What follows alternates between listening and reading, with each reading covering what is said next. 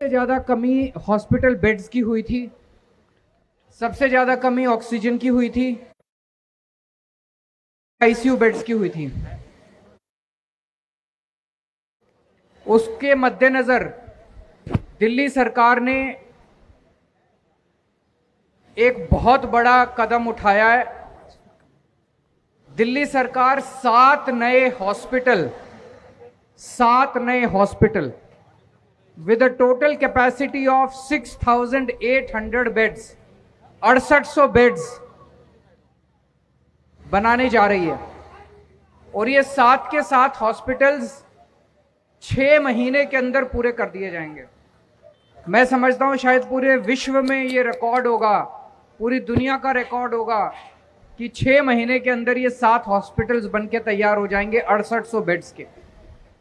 आज हम लोगों ने शालीमार बाग के 1430 बेड्स के हॉस्पिटल का हम लोगों ने एक तरह से नींव रखी है। आज से 6 महीने के अंदर ये 1430 बेड्स का हॉस्पिटल बनके तैयार हो जाएगा। एक खूबी तो ये है कि 6 महीने के अंदर बनके तैयार हो जाएगा। मैं पीडब्ल्यूडी को बहुत बधाई देना चाहता हूं कि उन्होंने इतना एम्बिशियस प्रोजेक्ट शुरू किया है और उन्हें पूरा यकीन है। अभी मैंने पीडब्ल्यूडी के इंजीनियर्स के साथ जब बातचीत की, उन्हें पूरा यकीन है कि वो 6 महीने के अंदर इसे पूरा कर लेंगे। इस बेड में, इस हॉस्पिटल का हर बेड आईसीयू बेड होगा। 1430 के 1430 बेड्स आईसीयू बेड्स होंगे। इसका मतलब कि हर बेड पे ऑक्सीजन होगी, हर बेड पे वो जो मॉनिटर्स होते हैं आईसीयू के अंदर वो सारे होंगे। अगर उसे नॉर्मल बेड की तरह इस्तेमाल करना चाहें, नॉर्मल बेड इस्तेमाल कर सकते हैं, लेकिन अगर आईसीयू बेड की तरह इस्तेमाल करना चाहें तो 1430 के 1430 बेड्स पे आईसीयू का पूरा इंफ्रास्ट्रक्चर वहां पे मौजूद होगा।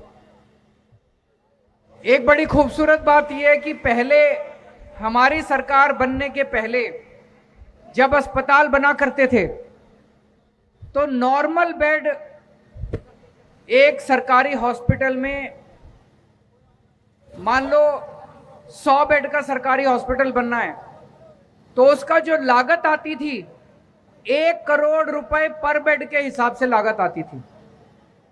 2015 के पहले, हमारी सरकार बनने के पहले नॉर्मल बेड की लागत, ये जो हॉस्पिटल बेड बन रहा है इसकी टोटल लागत 275 करोड़ रुपए है। 1430 बेड्स, 20 लाख रुपए पर बेड की लागत आ रही है, और वो भी आईसीयू बेड की। हमारी सरकार के पहले 1 करोड़ रुपए पर बेड नॉर्मल बेड की लागत आती थी। हम लोग 20 लाख रुपए पर आईसीयू बेड की लागत के ऊपर इसको कंप्लीट करने जा रहे हैं, जिसमें सारी फैसिलिटीज होंगी, सेंट्रली एयर कंडीशनड होगा, सारी आईसीयू की फैसिलिटीज होंगी। वो केवल और केवल इसलिए क्योंकि आप लोगों ने एक ईमानदार सरकार को चुना था। अब दिल्ली के अंदर जो फैसिलिटीज हेल्थ इंफ्रास्ट्रक्चर की हैं, पूरे देश में सबसे अच्छी फैसिलिटीज आज सरकारी महकमे में, सरकारी क्षेत्र में दिल्ली में है। इसको अब हमें इंटरनेशनल वर्ल्ड लेवल पे ले जाना है। और आप देखेंगे कि अब हम जो करने जा रहे हैं अगले साल 1.5 साल के अंदर, जो पूरा हेल्थ इंफॉर्मेशन मैनेजमेंट सिस्टम लागू करने जा रहे हैं, एक एक दिल्ली के नागरिक का पूरा डेटा, उसकी हेल्थ का डेटा, हर नागरिक का, गरीब हो अमीर हो, उसका डेटा कंप्यूटर पे होगा हमारे साथ। उसे कोई पर्ची वर्ची लेके नहीं जानी। किसी भी अस्पताल में जाएगा, उसकी पुरानी जितनी एक्सरे रिपोर्ट है बचपन से लेके आज तक की, उसकी जितनी एमआरआई आज तक उसने कराई, सब कुछ हमारे पास उसका डेटा कंप्यूटर के ऊपर होगा। अस्पताल में लंबी लंबी लाइनें लगनी बंद हो जाएंगी। आप कंप्यूटर के ऊपर ऐप पे डॉक्टर से अपॉइंटमेंट लो, डॉक्टर अपॉइंटमेंट देगा, उतने बजे अस्पताल पहुंच जाओ। कोई रजिस्ट्रेशन की खिड़की पे जाने की जरूरत नहीं, कहीं जाने की जरूरत नहीं, सीधे डॉक्टर के पास जाओ, डॉक्टर आपकी इंतजार करता मिलेगा, कोई लाइनों में खड़े होने की जरूरत नहीं है। और सबका, हर दिल्ली के नागरिक का हेल्थ कार्ड बनाएंगे, और जिसके हाथ में हेल्थ कार्ड होगा उसका पूरा इलाज फ्री, सब कुछ फ्री, उसको अपनी चिंता करने की जरूरत नहीं है, सब कुछ उसके लिए सभी अस्पतालों के अंदर फ्री होगा। तो अब हमें इंटरनेशनल स्तर पे ऐसा सिस्टम, मैं नहीं समझता कि दुनिया के किसी देश में है आज तक, जो सिस्टम हम दिल्ली के लिए अब सोच रहे हैं। आज इस अस्पताल का इनॉग्रेशन करते टाइम मैं खासकर हमारी एमएलए वंदना जी को बधाई देना चाहता हूं। इन्होंने बहुत मेहनत की है, इन्होंने खूब दौड़ धूप करी है, जमीन डीडीए से लेने से लेके और पूरे हेल्थ डिपार्टमेंट में। मैं सतिंदर जैन जी को बधाई देना चाहता हूं जो हमारे हेल्थ मिनिस्टर हैं और जिन्होंने पूरा ये कंसीव किया कि अब इसको 6 महीने में हम बना के तैयार करेंगे। मैं सभी इंजीनियर्स को, सभी ऑफिसर्स को बधाई देना चाहता हूं जिन लोगों ने इसको शुरू करने के लिए पूरी तन मन धन से पूरा काम किया है और मैं उम्मीद करता हूं कि 6 महीने के अंदर हम इसको बना देंगे। बहुत बहुत शुक्रिया, thank you so much.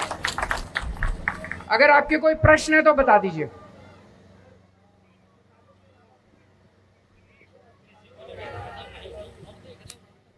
Sir, अस्पतालों के अलावा दिल्ली में नासा की तस्वीरें भी सामने आ रही हैं। पराली प्रदूषण को लेकर नासा की तस्वीरें भी सामने आ रही हैं, इसे लेकर आपका क्या कहना है? क्या तैयारियां हैं सरकार की? दिल्ली की तरफ से हम पूरी कोशिश कर रहे हैं, इसलिए पिछले 1 महीने से आप देख रहे होंगे मैं डेली जो पोल्यूशन का डेटा है वो ट्वीट करता हूँ। दिल्ली का अपना पोल्यूशन है, दिल्ली में गाड़ियाँ चलती हैं, स्कूटर चलते हैं, कार चलती है, बसें चलती हैं, ट्रक चलते हैं, दिल्ली में इंडस्ट्री चलती है। वो सारा पोल्यूशन मिला के दिल्ली का अपना पोल्यूशन सेफ लिमिट में है। पिछले 1 महीने से डेली मैं ट्वीट कर रहा हूँ दिल्ली का कितना पोल्यूशन है, लेकिन अभी पिछले 3 दिन से पोल्यूशन बढ़ने लगा, 4 दिन से पोल्यूशन बढ़ने लगा। और ये पोल्यूशन पराली का पोल्यूशन है जो आसपास के राज्यों में जल रही है। आसपास के राज्यों में किसान पराली जलाने को मजबूर हो रहा है, किसान को बेबस छोड़ दिया उनकी सरकारों ने। आसपास की राज्य सरकारें उनके लिए कुछ नहीं कर रही। दिल्ली के अंदर हम लोगों ने गाली गलौज करने के बजाय इसका समाधान निकाला। हमने एक घोल बनवाया है, वो घोल अगर आप खेतों में छिड़क दो तो पराली जलाने की जरूरत नहीं है। तो हम दिल्ली के सारे खेतों में फ्री में छिड़क रहे हैं, तो पंजाब सरकार क्यों नहीं छिड़क सकती? हरियाणा सरकार क्यों नहीं छिड़क सकती? उत्तर प्रदेश सरकार क्यों नहीं छिड़क सकती? उनकी सरकारें किसानों के लिए कुछ नहीं कर रही, इसलिए किसान वहां पे अपने खेतों में आग लगाने के लिए मजबूर हो रहा है। उसकी वजह से दिल्ली को तो है ही, दिल्ली के तो हम सब लोगों को पोल्यूशन की दिक्कत हो रही है। आप ये देखो कि जो किसान जिसके खेत में आग लगाई गई है उसका पोल्यूशन से क्या हाल हो रहा होगा, उसके परिवार का पोल्यूशन से क्या हाल हो रहा होगा। तो ये जो आस पड़ोस के राज्यों की सरकारें हैं, मैं उनसे निवेदन करना चाहूंगा कि अपनी जिम्मेदारी समझें और जिम्मेदारी के साथ किसानों की मदद करें। पिछले दिनों हेलो